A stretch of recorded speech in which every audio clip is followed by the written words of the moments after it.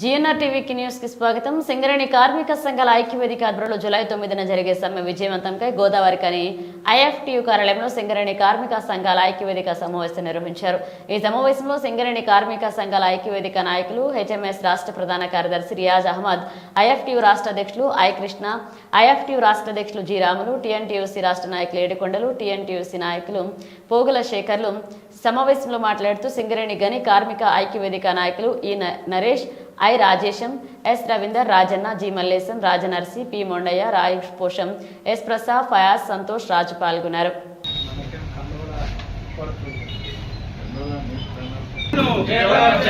July 9 దేశవ్యాప్త సమ్మెను July 9 దేశవ్యాప్త సమ్మెను జూలై 9 దేశవ్యాప్త సమ్మెను 4 కోట్లను రద్దు చేయాలి. 4 కోట్లను రద్దు చేయాలి. 4 కోట్లను రద్దు చేయాలి. 30,000 జీతం కాంట్రాక్ట్ లేబర్ ఇవ్వాలి. 30,000 జీతం 30,000 జీతం 30,000 జీతం 9 సార్వత్రిక సమ్మెలో ప్రతి ఒక్క కార్మికుడు అనే పదమున్న వాళ్ళందరూ సమ్మెలో పాల్గొని హక్కులు రక్షించుకోవాల్సిన బాధ్యత ఉంది. 4 కోట్లకు వ్యతిరేకంగా పాత చట్టాలను అమలు చేయాలి. 30,000 కనీస వేతనం ఇవ్వాలి. కొత్త బావులు, కొత్త ఉద్యోగాలు తీసుకురావాలి. మూతపడ్డ పరిశ్రమలకు, ప్రభుత్వ రంగ పరిశ్రమలకు మళ్ళీ రెన్యువల్ చేసి వాళ్ళకు కొనసాగించాలి. ప్రైవేటీకరణ రద్దు చేయాలి అన్న దాని మీద దేశవ్యాప్త సమ్మె ఇది. 17 కార్మిక సంఘాలు కలిసి, దేశంలో ఉన్న సంఘాలన్నీ కలిసి కూడా సమ్మె పిలిపివ్వడం జరిగింది. వాస్తవానికి ఒకరోజు నిరవధిక సమ్మె, నిరసన సమ్మె ఇది. నిరవధిక సమ్మె కాదు, నిరసన సమ్మె.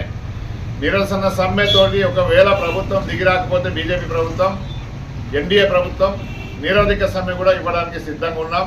కనుక మన సత్తా చాటవలసిన అవసరం ఉంది. కార్మికులు ఏకతాటిపైన అందరూ, ఒకవేళ కొంతమంది ఎన్డీఏలో ఉన్నవాళ్ళు, బీజేపీలో ఉన్న వాళ్ళు వ్యతిరేకించే ప్రయత్నం చేసినా వాళ్ళకు తిప్పికొట్టైన సమ్మె విజయంతం చేయాల్సిన అవసరం ఉంది.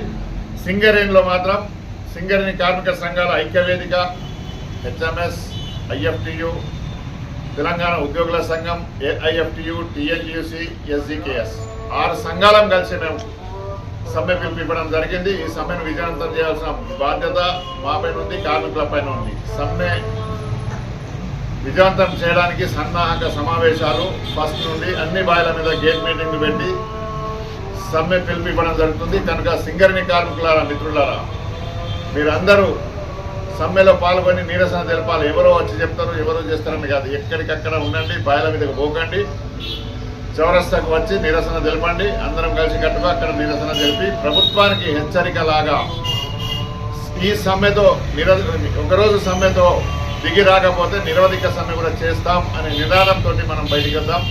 సమ్మె విజయవంతం చేయాల్సిన బాధ్యత మన పైన, అందరిపైన ఉన్నదని తెలియపడుతుంది. ఉన్నటువంటి అధికారంలో ఉన్న భారతీయ జనతా పార్టీ గత 10 సంవత్సరాల నుంచి కూడా కార్మిక వ్యతిరేక విధానాలు అవలంబిస్తుంది. అలాగే ఇవాళ కార్మికులకు గొడ్డలి పెట్టైనటువంటి 4 లేబర్ కోడ్స్ను తీసుకొచ్చి కార్పొరేట్ శక్తులకు బలి చేసేటువంటి ఒక పరిస్థితిని తీసుకొచ్చింది. 44 కార్మిక చట్టాలని 29గా చేసి 29 చట్టాలని 4 లేబర్ కోడ్స్గా తీసుకురావడం ద్వారా పని గంటల పెంపుదల, ట్రేడ్ యూనియన్ పెట్టుకునేటువంటి హక్కు లేకపోవడం, ఇతర సౌకర్యాలు, ఇతర అన్ని రకాల యొక్క సదుపాయాలన్నీ కూడా ఇవాళ ఈ 4 లేబర్ కోడ్స్ హరించేటువంటి ఒక పరిస్థితి, ఒక ప్రమాదం ఉంది.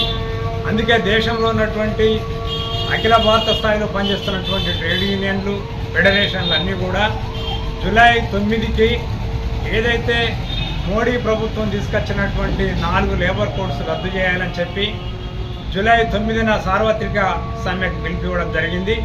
ఈ సమ్మెలో సింగరేణి గని కార్మికులంతా పాల్గొని విజయవంతం చేయాలి. మన డిమాండ్స్ కూడా కార్మికుల యొక్క సొంతింటి కళ కానివ్వండి, కార్మికుల యొక్క ఇన్కమ్ ట్యాక్స్ సమస్య కానివ్వండి, లేదా కార్మికుల యొక్క కోడ్ ఆఫ్ డిసిప్లైన్ కావచ్చు, అనేక డిమాండ్లను కూడా మనం పొందుపరిచాం. ఇప్పటికే డైరెక్టర్ పాకు జిఎం పర్సనల్ కూడా మనం సమ్మె నోటీస్ ఇవ్వడం జరిగింది. రేపటి నుండి జరిగేటువంటి అన్ని గేట్ మీటింగ్లలో కూడా కోల్ బెల్ట్ వ్యాప్తంగా కార్మికులందరూ పెద్ద ఎత్తున పాల్గొనాలి. జూలై 9న జరిగేటువంటి సమ్మెలో సింగరేణి గని కార్మికులంతా కూడా పెద్ద ఎత్తున పాల్గొని మోడీ ప్రభుత్వానికి తగిన గుణపాఠం చెప్పాలని సింగరేణి కార్మిక వర్గానికి సింగరేణి కార్మిక సంఘాల ఐక్యవేదిక తరఫున విజ్ఞప్తి చేస్తుంది.